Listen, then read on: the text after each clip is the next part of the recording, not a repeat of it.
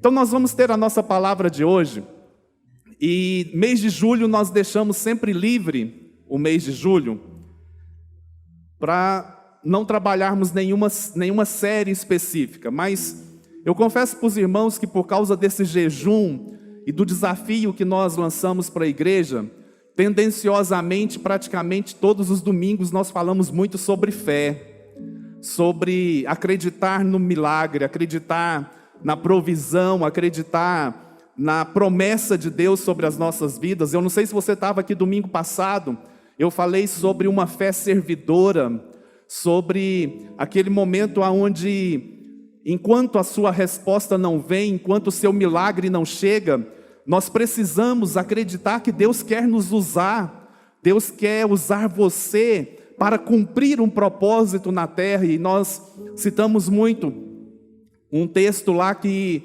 Jesus falava que nós poderíamos fazer obras maiores do que aquele fez. Então nós falamos que o nosso entendimento ali não era que nós iríamos realizar milagres maiores do que o que Jesus fez, mas entendemos que era um processo de tornar a obra que Jesus começou muito maior do que simplesmente no aspecto regional de onde Jesus realizou a sua obra. E essa semana, talvez desse período de jejum e oração, foi uma das semanas mais difíceis para mim, no sentido de visualizar pela fé aquilo que Deus tem para mim particularmente. Eu quero pedir licença para os irmãos aqui hoje, para pregar para mim. Posso? E durante a nossa oração de madrugada, e inclusive eu quero aproveitar para dizer que nós vamos continuar com ela essa semana ainda, só vamos fazer um ajuste. Você vai ter que acordar mais cedo ainda, porque amanhã meu filho volta às aulas, e por isso a nossa oração então volta para 5 horas da manhã e não 5h30, como nós estávamos fazendo. Então a partir de amanhã, a nossa oração é 5 horas da manhã, pelo minha página no Instagram, Sérgio Sintra, o Sintra com S. E aí, quando foi nessa semana, Deus me trouxe esse texto, Isaías 51, verso 3. E eu até compartilhei um dia com os irmãos na oração. E esse texto me chamou muita atenção, porque ele diz assim: com certeza o Senhor consolará Sião, e olhará com compaixão para todas as ruínas dela. Ele tornará os seus desertos como Éden, seus ermos como o jardim do Senhor. Alegria e contentamento serão achados nela, ações de graça e som de canções. Eu não sei se você já viveu algum momento na sua vida que se parece um pouco com a situação que o profeta descreve aqui sobre Sião. Uma situação onde parece que está tudo arruinado, parece que está tudo bagunçado, parece que está tudo meio fora de ordem, né? Você ora e parece que nada acontece. Você clama e parece que a sua oração não está sendo ouvida. Não sei se é só eu que já passei por isso, Momentos onde talvez você olha para a sua trajetória de vida cristã e parece que ao invés de você viver momentos tão preciosos e tão,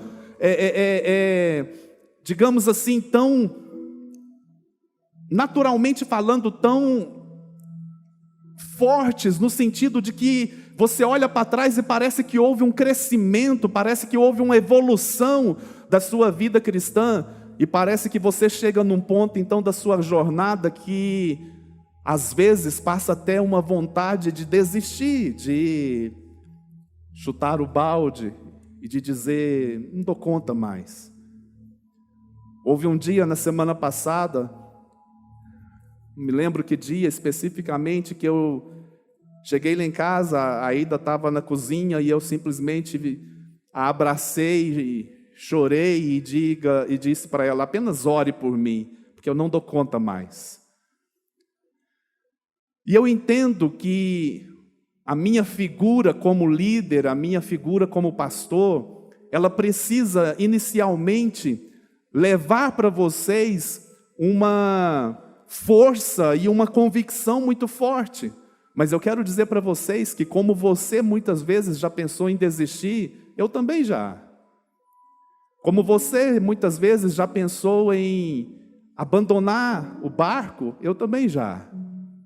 Como você muitas vezes já questionou tantas coisas diante de Deus, talvez por falta de respostas, ou talvez porque você não teve a resposta que você tanto desejava, eu também já passei por isso. E aí esse texto nos fala então que com certeza Deus consolará Sião. E eu quero tomar a liberdade de dizer e ousar contextualizar esse texto e dizer para você nesta manhã, com certeza Deus consolará você. Você pode dizer amém por isso? Ainda que talvez você esteja em ruínas, ainda que talvez você esteja no deserto, Ele vai transformar o seu deserto no Éden. Você entende o que é isso? É Deus olhando para o seu deserto, é Deus olhando para a situação que você se encontra talvez hoje, nesse exato momento, e Ele dizendo para você, olha, o que eu tenho para você é como o jardim do Éden, a perfeição. É aquele momento onde tudo era perfeito, e eu vinha e me relacionava com o homem, eu vinha ter comunhão com o homem, e eu estou dizendo para você, que esse é o meu desejo, esse é o desejo do meu coração, eu quero todos os dias me relacionar com você também. E aí, irmãos, eu entendo então que há momentos na nossa vida que parece tudo ser tão seco, tão árido, tão sem vida. E aí eu pedi para o Igor fazer a arte, o meu mentor está aqui, eu não posso nem falar muito, porque ele vai me puxar a orelha depois, né?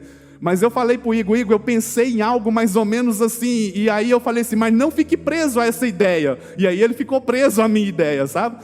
E aí eu falei assim, olha, a imagem que eu tenho é como num deserto, e como se lá no meio do deserto tivesse uma árvore. E aquela árvore para mim, naquele momento, é o suficiente. Aquela árvore para mim naquele momento é aquela que eu posso olhar para ela e dizer, não está tudo perdido. Não está tudo perdido. Ainda há verde nessa sequidão. Ainda há algo verde em toda essa sequidão que eu estou vivendo. Ainda há sombra para mim nesse calor intenso que eu estou passando.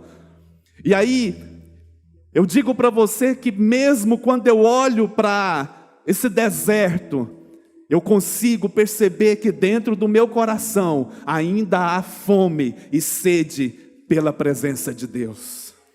Ainda há fome e sede por estar diante dEle e por saber que Deus tem algo para mim. E eu quero dizer isso para você. Deus tem algo para você. Você pode dizer amém por isso? E eu não quero dizer isso apenas como uma frase de impacto, uma frase para tocar nas suas emoções. Não é isso. Eu quero que você acredite que verdadeiramente Ele tem algo para você. E aí, irmãos, eu comecei então a ir para momentos da Bíblia onde o povo de Deus passou por um deserto, e eu comecei a avaliar algumas coisas, e eu queria rapidamente nesses minutos tentar montar aqui um pensamento junto com vocês. Êxodo capítulo 13, verso 17, me chamou muita atenção. E às vezes a gente lê a Bíblia de uma maneira tão rápida e a gente não presta atenção em alguns detalhes, mas olha só o que diz esse texto. Quando o faraó deixou sair o povo, e se você sabe da história, você vai se lembrar que houve tantas e tantas insistências, e aí iam e voltavam, e faraó endurecia o coração e não deixava, mas depois que ele deixou sair o povo, Deus não o guiou pela rota dos filisteus. Foi Deus que não permitiu que o povo que saiu do Egito fosse pela rota dos filisteus. Se você for no Google e pesquisar, você vai ver que entre o Egito e a terra prometida é como uma península muito pequena. E a extensão dela é de aproximadamente 200 quilômetros. Que se você for de carro, você faria isso numa trajetória tranquila aí, de uma estrada tranquila, possivelmente em 2 horas, 2 horas e meia. E se você for de a pé, ou numa caminhada mais rústica, digamos assim, você demoraria entre 15 a 30 ou 45 dias, talvez. Mas a Bíblia está falando aqui que foi Deus que não o guiou pela rota dos filisteus, e o próprio Deus explica por que ele fez isso. Olha só, embora esse fosse o caminho mais curto, pois ele disse, se eles se defrontarem com a guerra, talvez se arrependam e voltam para o Egito. Olha o que Deus pensava sobre esse povo. Eu não vou deixar eles irem pela rota mais curta, porque pela rota mais curta eles vão se deparar com os filisteus. E como eles viveram escravos durante muito tempo no Egito, e foram massacrados, e foram atormentados, e agora eles estão vivendo a oportunidade de vislumbrar uma terra prometida. Se a primeira experiência deles for com uma guerra, eles podem desejar voltar para o Egito. E eu entendo, irmãos, que essa não é uma cultura do povo de Israel, essa é uma cultura nossa. Quando nós estamos diante de desafios, estamos diante de promessas, quando nós estamos diante de expectativas de receber algo de Deus, nós tendenciosamente começamos a pensar o seguinte: se for difícil, é porque não é de Deus. Quantos aqui já falaram isso? Se tem dificuldade é porque não é de Deus, porque Deus não coloca dificuldade no nosso caminho.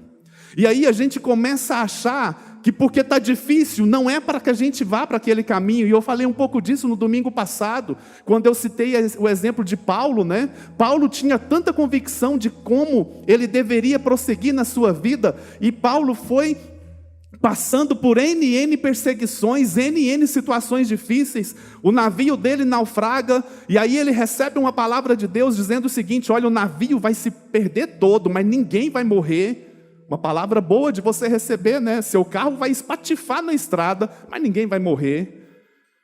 E aí depois ele vai parar numa ilha, lá, a ilha de Malta, né? E aí ele acende uma fogueira junto com o povo lá. O que acontece? Quem estava aqui domingo passado? Uma cobra vai lá e pica ele. O povo da ilha começa a achar que ele estava amaldiçoado. Mas aí, como nada aconteceu com ele, na mão dele ali, aí começam a falar que ele era um Deus. Então, irmãos, quando nós olhamos para a Bíblia e vemos esse texto aqui, que Deus fala: olha, eu não permiti que os filisteus fossem para o caminho mais curto, eu entendo, não é que Deus quer que nós passemos por dificuldades, mas é porque Deus quer nos ensinar que nós precisamos depender dEle a qualquer custo. Nós precisamos ter uma vida muito dependente de Deus, porque nós temos uma tendência muito grande de, quando as coisas estão muito bem, o que acontece? A gente se afasta. Nós temos aqui exemplos aqui na igreja. Eu e o pastor Marcos fomos atrás, visitamos a pessoa no período que ela estava terrível, talvez até passando dificuldade, e que hoje simplesmente, talvez, nos atende por uma questão de educação. E aí, irmãos, eu entendo que quando nós vamos olhar então para esse povo israelita, e eu queria te convidar a se ver como um israelita nesse momento. Imagine você recentemente liberto do Egito, de uma vida inteira de escravidão. Talvez os seus filhos nasceram lá, num período que você foi escravizado. E se você já leu essa passagem, ou se você viu alguns filmes, você vai se lembrar que quando Moisés começa a ir lá diante de Faraó, Faraó começa a mandar que se castigasse mais ainda o povo. Lembra disso? Manda dobrar o serviço e retirar algumas regalias, entre aspas, que eles tinham ali. Então aquele povo, eles passaram por essa experiência de viver um tempo muito grande de escravidão. E aí, eles passam agora por uma experiência assustadora, porém estimulante, de se deparar com o mar e ver o mar se abrindo. E eles passam em segurança por aquele mar. Eles veem um Deus que, como Deus agiu lá no Egito, enviando as pragas e trazendo tanto terror sobre o Egito para mostrar o poder dele, agora eles veem Deus se manifestando. E talvez você pense que o grupo de pessoas que passou ali pelo Mar Vermelho era um grupo pequeno como o nosso. Não, irmãos. Historicamente se diz que, acreditam-se que eram cerca de 3 milhões de pessoas. Diga uau! Você consegue entender o que é 3 milhões de pessoas atravessando o mar e talvez olhando para o lado e falando assim, e se na hora que eu pisar o pé lá, a água não ficar mais ali estática, né? Porque tem pessoas que acham que tudo de ruim só acontece com ela, não é assim? Conhece pessoas assim? Que ela acha que, desculpa a expressão, mas que as desgraças da vida só acontecem com ela. E eu fico imaginando na hora que chega a minha vez de entrar com a minha família, que eu dou a mão para a Ida, para os meninos, talvez eu olho para a Ida assim, e se a água não ficar parada na hora que a gente for? Porque, irmãos, não foi assim, segundos. Na minha cabeça, e eu não sei fazer essa conta, mas eu imagino que foi mais do que um dia inteiro. As pessoas passando, e as águas ali paradas. Mas essas pessoas também viram, quando elas olharam para trás, que todo mundo passou e que o último passou, elas viram as águas se fechando com os inimigos lá dentro. Elas viram Deus intervindo na história. Deus não interviu, não foi meramente num aspecto pessoal, Deus e o Sérgio, Deus e o Arthur, Deus e o Carlos, não, foi Deus e a história da humanidade, dizendo, não há homem que pode interferir no meu plano, não há inimigo que pode atrapalhar o que eu tenho estabelecido como propósito. Porque senão, irmãos, nós começamos a achar que qualquer inimigo é suficientemente capaz de impedir os planos de Deus. E isso não é verdade. Esse povo então passou por terra seca e viu o milagre de Deus. E aí, irmãos, eles celebraram e dançaram na presença de Deus. A Bíblia fala que eles cantavam, como é que é o nome aqui? Venceu no mar seus cavalos e seus cavaleiros, dando vitória a Israel. Aleluia, aleluia. Tem uma música assim que é das antigas, né? Venceu no mar seus cavalos e seus cavaleiros, dando vitória a Israel. Aleluia, oh aleluia. Diga aos filhos de Israel que marchem, rei, rei, rei. Tem essa música. Tá achando que é só você que sabe cantar, né, Arquimedes? Rapaz, minhas aulas de canto estão funcionando, rapaz. Mas aquele povo então viu tudo isso, e eles vivenciaram isso, e eles experimentaram a fidelidade de Deus. Mas agora vamos voltar a sermos nós. Você acredita que Deus libertou você poderosamente da mão do inimigo, simplesmente para você ficar sentado aqui nesse banco me ouvindo em pleno domingo de manhã, 10 horas? Espera aí, irmãos, muito pouco. Eu não sou essa cocada preta toda que você está achando, não. Muito pouco. Deus tem muito mais para você. É claro que não foi só para que você fosse também livre do inferno e tivesse os seus pecados todos perdoados. E aí, quando nós olhamos para esse período de sequidão que eu e você possamos estar passando, nós precisamos entender que isso daqui não é a nossa morada eterna. Tem um céu nos aguardando. Isso daqui é uma parada para uma experiência, para uma troca, para um aprendizado, que eu preciso olhar para essa árvore, olhar para esse deserto e dizer, mesmo diante das dificuldades, Ele não me abandona. Mesmo diante das adversidades, Ele não desiste de mim. E aí, pode ser que você, mesmo tendo essa convicção muito grande, você se depara numa situação aonde Deus está dizendo, olha, eu vou permitir algumas coisas na sua vida sim, para que você conheça a natureza do seu coração. Deuteronômio capítulo 8, verso 2 e 3 diz isso. Olha só o que Deus diz. Lembrem-se de como o Senhor, o seu Deus, Moisés estava aqui, trazendo uma série de advertências para o povo naquela época. Então lembre-se de como o Senhor, seu Deus, os conduziu por todo o caminho no deserto, durante esses 40 anos, para humilhá-los e pô-los à prova, a fim de conhecer suas intenções, se iriam obedecer aos seus mandamentos ou não. Verso 3. Assim, ele os humilhou e os deixou passar fome. Mas depois os sustentou com maná, que nem vocês, nem seus antepassados conheciam, para mostrar a vocês que nem só de pão viverá o homem, mas de toda palavra que procede da boca de Deus. Sabe o que é maná, irmãos? Maná é: dependa exclusivamente de Deus. Quando a gente vê esse texto falando que vou permitir que eles passem fome, às vezes a nossa mente pensa o seguinte: o povo passou fome, e porque o povo passou fome, Deus mandou o maná para impedir que eles continuassem passando fome. Não é assim. Em momento nenhum eles passaram fome de não ter nada para comer. Uma vez que eles saíram do Egito e que entraram no deserto, imediatamente Deus providenciou o maná para eles. Mas você sabe o que Deus fez? Deus mesmo começou a trazer fome para eles. Vou tentar te explicar de uma maneira um pouco, talvez, exagerada aqui, com um exemplo bem basicão. Mas talvez você já fez uma viagem um pouco mais longa e você ficou mais do que 20, 30 dias fora da sua casa. Talvez você foi para uma outra cultura. E lá naquela outra cultura, a comida lá era muito diferente. Não é que você não tinha nada para comer, mas a comida que você comia lá era bem diferente. Como eu fui para a África uma vez, fiquei lá 40 dias.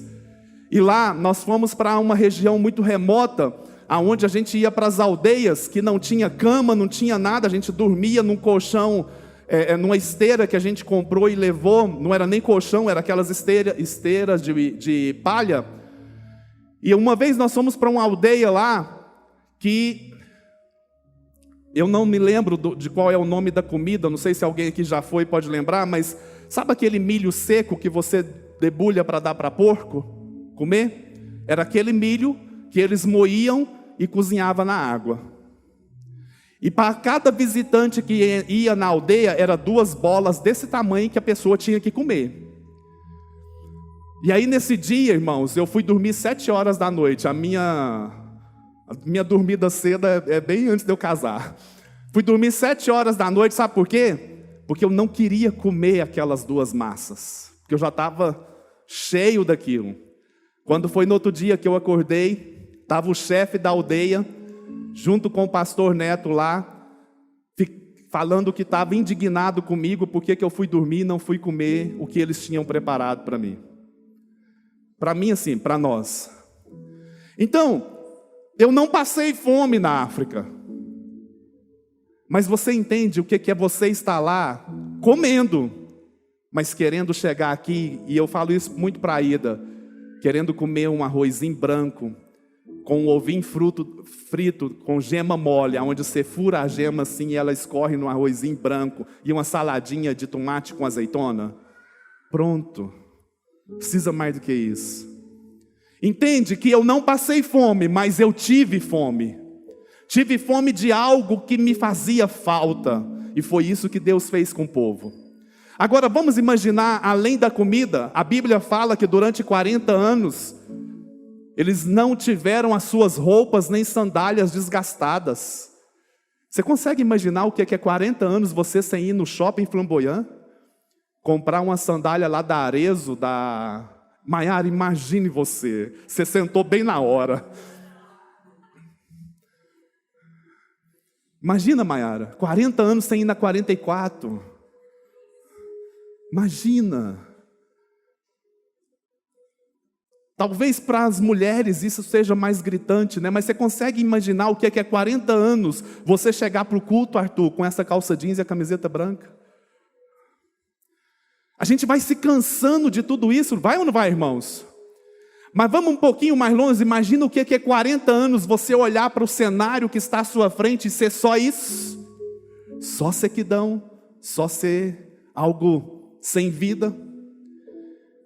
Então, irmãos, quando nós entendemos essa diferença cultural, nós entendemos que é muito fácil sentir fome daquilo que gostamos. Por exemplo, se você for numa cultura onde o café da manhã é simplesmente um pão, sem nada, sem uma manteiguinha, sem uma geleia, sem um ovo frito com bacon, né? Sem um molho de salsicha lá. E aí você passa 40 anos ali, simplesmente comendo pão seco. Você vai ou não vai sentir fome de um pão com manteiga? Então é isso que a Bíblia está falando, onde fala, olha, Deus permitiu eles passar fome, mas Deus deu o maná. Porque Deus queria ensinar para eles o seguinte: vocês precisam depender de mim. Mas aí, eu te pergunto, é fácil? É fácil a gente criticar esse povo e falar, como que podem? Vocês viram milagres acontecendo, vocês viram o mar se abrindo e agora vocês estão aqui desejando voltar para o Egito. E olha só o que diz, Números capítulo 11, verso 4 e 6. Olha só que interessante esse texto, irmãos. Um bando de... Vire para a pessoa que está do seu lado e fala assim, cuidado com as pessoas que estão próximas de você. Elas podem te influenciar muito mais do que você imagina. Um bando de estrangeiros que havia no meio deles encheu-se de... Olha só que interessante, encheu-se de gula. E até os próprios israelitas tornaram a queixar-se e diziam, se tivéssemos carne para comer. Verso 5. Nós nos lembramos dos peixes que comíamos de graça no Egito, e também dos pepinos, das melancias, dos alhos porós, das cebolas e dos alhos. Verso 6. Mas agora perdemos o apetite. Nunca vemos nada a não ser este maná. Olha só, forte isso, né, irmãos? Perdemos o apetite por Deus. Perdemos o apetite pela presença de Deus, porque nos conformamos em vir aqui para a igreja e ver esse grupo cantando, e ver o pastor pregando, e congregar com os irmãos, mas isso não aquece mais o nosso coração. E aí, irmãos, eu queria caminhar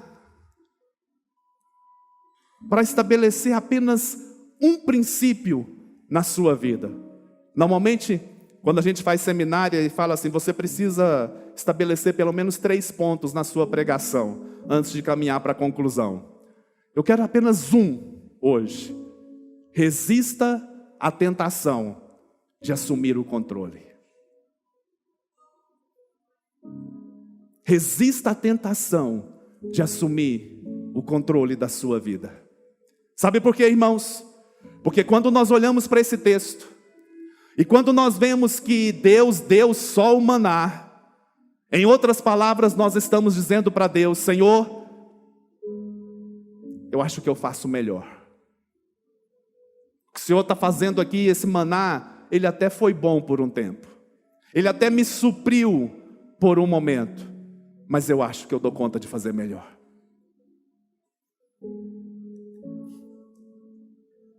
E eu me deparei com os Salmos que me chocou. Salmos capítulo 106, verso 15 e 16. Deu-lhes o que pediram. Cuidado com aquilo que você pede insistentemente a Deus. Pode ser que Ele não seja o melhor para a sua vida. Deu-lhes o que pediram, mas mandou sobre eles uma doença terrível. Verso 16. No acampamento tiveram inveja de Moisés e de Arão, daquele que fora consagrado ao Senhor. Isso é sério, irmãos. Sabe por quê?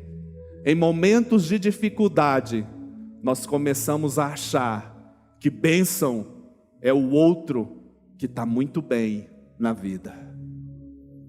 Em momentos de dificuldade, nós temos uma grande tendência de achar que abençoado é quem tem tudo. e fracassado e amaldiçoado sou eu que não tenho nada. Salmo 78, verso 29 até o 31. Olha só o que o salmista diz.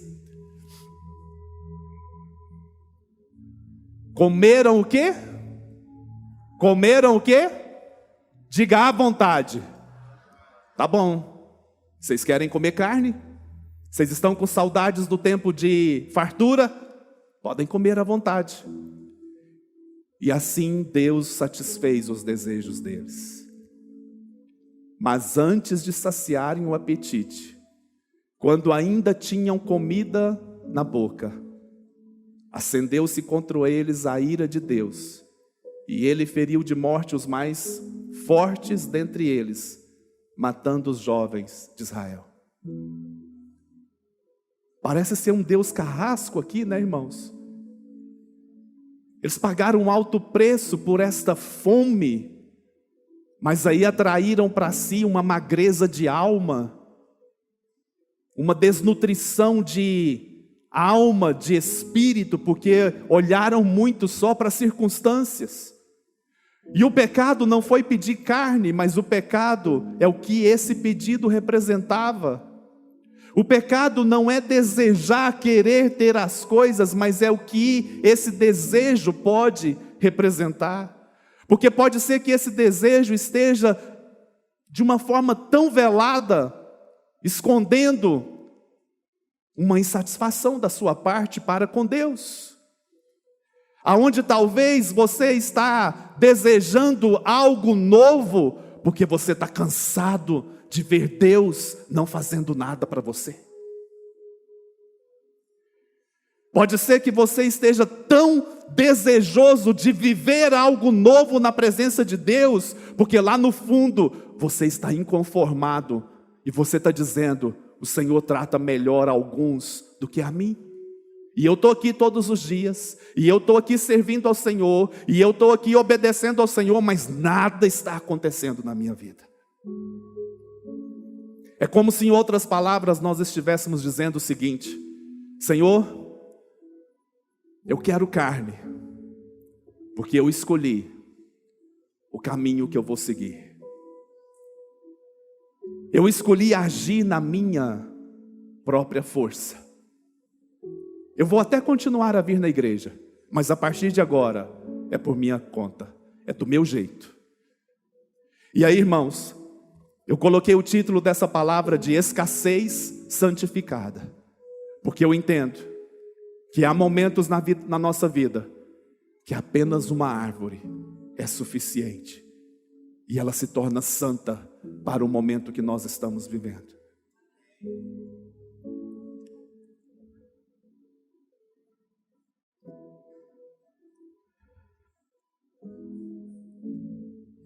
E aí a nossa busca passa a ser a provisão ao invés do coração de Deus. E aí, se você for olhar para as orações que você faz de manhã, quando faz? É me dá, me dá, me dá. E qual foi a última vez que você simplesmente entrou na presença de Deus e diz: simplesmente te adorar, simplesmente te adorar. Os meus olhos são para o quê? O meu coração para te amar. Isso é verdade? O que você está cantando é verdade? Ou será que você está muito em busca da sua necessidade resolvida? Porque pode ser, irmãos, que se nós não temos tudo o que pensamos que é nosso, por direito, nós vamos começar a achar que nós estamos passando por privações. E quando nós começarmos a achar que estamos passando por privações, nós vamos começar a questionar o amor de Deus para conosco. E aí, nós precisamos avaliar se nós não estamos tendo a seguinte posição: nós estamos muito mais mantendo do que perseguindo a Deus. E eu quero finalizar então esse tempo aqui, perguntando para você: você está correndo atrás de Deus? Como talvez outrora você já fez? Você está correndo atrás de Deus com tanto desejo no seu coração por Ele? Ou será que você estabeleceu padrões espirituais, pessoais para você, que você julga ser adequado para a sua vida? Padrões espirituais aonde você está dizendo para você mesmo, tentando se convencer de que essa atitude que você está tomando é a correta. Com muito respeito e com muito temor, eu quero te falar algo aqui. Sabe como que a gente avalia se nós estamos mantendo a Deus ou se nós estamos perseguindo? Começa pelo horário que você chega na igreja. Porque se você estivesse perseguindo a Deus, antes das 10 você estava aqui, desejoso por Ele. Hoje nós começamos o culto aqui às 10 horas em ponto. Sabe quantas pessoas tinha aqui dentro? 8 pessoas. Sabe o que nós estamos dizendo? E eu não estou apontando o dedo para você. Eu estou apontando o dedo para mim, porque o que eu disse no começo da palavra, me dão licença para eu pregar para mim. Porque, irmãos, se eu estou mantendo Deus na minha vida, eu vou começar a estabelecer um padrão de aceitação para mim mesmo, de que o que eu estou fazendo é suficiente. Mas eu garanto que se você tivesse uma entrevista de emprego, uma poderosa possibilidade de você alavancar na sua profissão, e se marcasse uma entrevista com você às 10 horas, 9h30 você estava prontinho. Estava ou não estava, irmãos? Na real, estava ou não estava, irmãos? Se você tivesse um grande cliente para oferecer o produto que você tem, e se era 10 horas o compromisso que você tinha, eu garanto que 9h30 estava tudo exposto na mesa. Então sabe qual é a conclusão que eu chego? É que eu estou mantendo Deus na minha vida por uma questão de conveniência, por uma questão de comodismo espiritual, de achar que o que eu faço é suficiente. Eu não estou falando de trabalhar na igreja, eu não estou falando de servir, eu não estou falando de você achar o seu ministério na igreja, eu estou falando simplesmente de vir aqui por Ele, para Ele e por meio dEle. É só isso.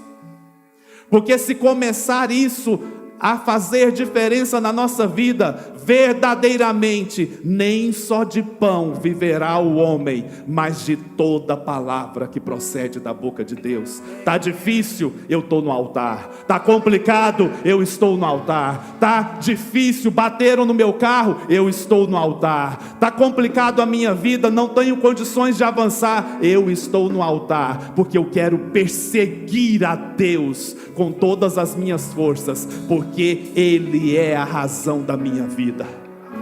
Você pode ficar de pé no seu lugar, por favor? Só um pouquinho. Eu quero finalizar com esse texto aqui. João capítulo 6, verso 22. Olha só que interessante. Você acha que isso é uma realidade contemporânea? Você acha que isso é uma realidade dos últimos tempos? Jesus se deparou com isso. Olha só, Henrique, até o 26, depois a gente vai saltar lá para o 36, tá? No dia seguinte, a multidão que tinha ficado no outro lado do mar percebeu que apenas um barco estivera ali e que Jesus não havia entrado nele com seus discípulos, mas que eles tinham partido sozinhos. Foi logo depois da multiplicação dos pães, foi logo depois de um milagre, foi logo depois de algo extraordinário ter acontecido. Verso 23. Então alguns barcos de Tiberíades aproximaram-se do lugar onde o povo tinha comido o pão após o Senhor ter dado graças. Quando a multidão percebeu que nem Jesus nem os discípulos estavam ali, entrou nos barcos e foi para Cafarnaum em busca de Jesus. Quando encontraram do outro lado do mar, perguntaram-lhe: Mestre, quando chegaste aqui? Jesus respondeu: a verdade é que vocês estão me procurando, não porque viram sinais milagrosos, mas porque comeram os pães e ficaram satisfeitos. Sabe o que é isso, irmãos? Essa palavra não é para aqueles que não estão aqui na igreja hoje. Essa palavra não é para aqueles que não estão vindo na igreja mais pós-pandemia. Essa palavra não é para aqueles que talvez se conformaram em assistir um culto online das suas casas. Essa palavra é para mim. Essa palavra é para mim, que Ele está dizendo: olha, a verdade é que você, Sérgio, está me procurando, não por causa dos sinais milagrosos que podem acontecer no dia do encerramento do jejum de 40 dias. Na verdade, você está me procurando porque você já ficou satisfeito. Se conformou. E você quer apenas o pão que você viu sendo multiplicado ali. Verso 36. Mas como eu disse, vocês me viram, mas ainda não creem. Todo aquele que o Pai me der, virá a mim, e quem vier a mim, eu jamais rejeitarei. Você pode dizer amém por isso? O que Jesus está dizendo: olha, eu conheço o seu coração, e eu sei que pode acontecer de você estar aqui hoje com motivação errada. Talvez você está aqui só para cumprir tabela, mas mesmo assim, eu não vou te rejeitar. Você pode dizer amém? Você pode virar para a pessoa que está do seu lado e dizer para ela: Deus não te rejeita, Deus te aceita do jeito que você é.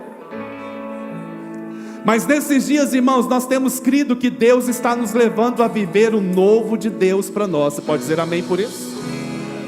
E a nossa decisão aqui então é de assumir uma postura diferente.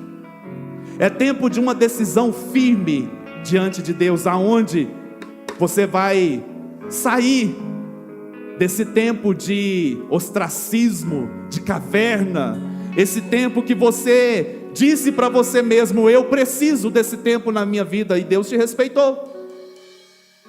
Mas hoje é o dia que Deus está dizendo para você: chega, acabou, respira fundo, sacode a poeira, vamos em frente. Sabe por quê?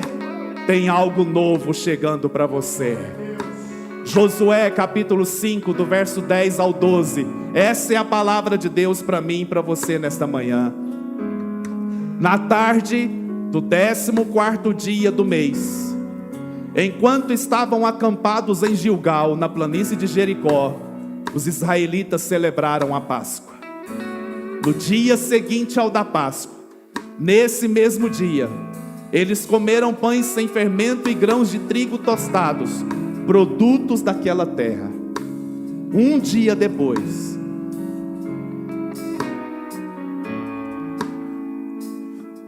de comerem do produto da terra, o maná cessou. Mas não se desesperem, já não havia maná para os israelitas, e naquele mesmo ano eles comeram do fruto da terra de Canaã. Tem uma versão que diz: e naquele mesmo ano comeram das novidades da terra de Canaã. E aí, como eu sabia que o Henrique ia pôr na NVI, a NVI não diz isso, eu trouxe a minha Bíblia. Aí, para você achar que eu não estou mentindo. No dia imediato depois que comeram do produto da terra, papai, você é demais, viu? Cessou o maná, e não o tiveram mais os filhos de Israel. Mas naquele ano, comeram das novidades da terra de Canaã. Meu irmão, Deus não tem deserto para nós eternamente. É um tempo que vai passar, porque o que Ele tem é esse: novidades da terra de Canaã para mim e para você. Você pode dizer amém por isso? Eu quero desafiar você a fazer dessa semana a semana mais incrível da sua vida. Eu quero desafiar você que não participou de nenhum jejum até agora. Faça essa semana, talvez não de líquido, faça um que você dê conta, mas faça. E vem aqui sexta-feira, porque nós acreditamos que na sexta-feira nós faremos decretos no mundo espiritual que vão ativar verdadeiramente um tempo novo de Deus para as nossas vidas. E aí, eu não quero pedir você para vir ao altar fazendo mais uma entrega de arrependimento, de renúncia, mas eu quero desafiar você a acreditar que tudo que está acontecendo na sua vida é para te levar a um outro nível de adoração e de relacionamento com Ele. Feche os seus olhos, por favor. E nós encerramos então essa palavra de hoje com essa certeza de que há dentro de nós uma fome e uma sede que foi colocada por Ele mesmo, e nós vamos responder a Ele dizendo: simplesmente te adorar, Pai.